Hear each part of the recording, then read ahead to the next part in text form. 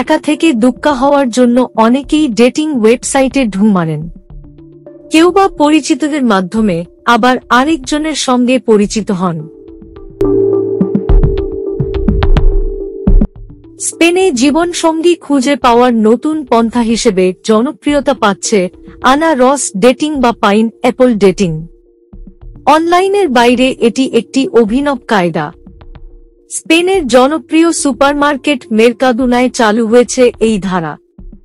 খুব সাধারণ একটা সংকেতের মাধ্যমে বোঝানো হচ্ছে, আমি একা জীবনসঙ্গী খুঁজছি। শপিং কার্টে আনা রস উল্টো করে রাখা মানেই আপনি একা। এই আনা রস দেখে আগ্রহীরা এগিয়ে এসে আপনার সঙ্গে কথা বলবে। টিকটকের মাধ্যমে প্রথম এটি ভাইরাল হয়, বিশেষ করে জেন জিদের নজর কাড়ে।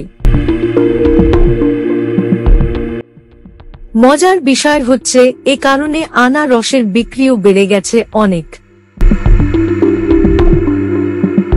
এখানেই শেষ নয়, ভালোবাসা খুঁজে পাওয়ার সময়সীমা হচ্ছে সন্ধ্যা 7টা থেকে রাত 8টা পর্যন্ত। তবে আনা রস ছাড়াও আরও কিছু উপাদান রয়েছে।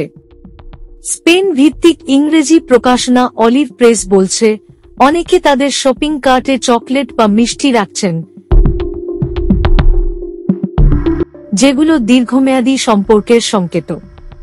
যারা ক্ষণস্থায়ী সম্পর্কের সন্ধান করছেন, তারা ট্রলিতে ডাল বা লেটুস রাখছেন। বিবিসির এক প্রতিবেদন বলছে, টেলিভিশন তারকা এবং কৌতুক অভিনেতা ভিভি লিন আনার্স ডেটিং ট্রেন্ডকে জনপ্রিয় করার ক্ষেত্রে গুরুত্বপূর্ণ ভূমিকা পালন করেছেন।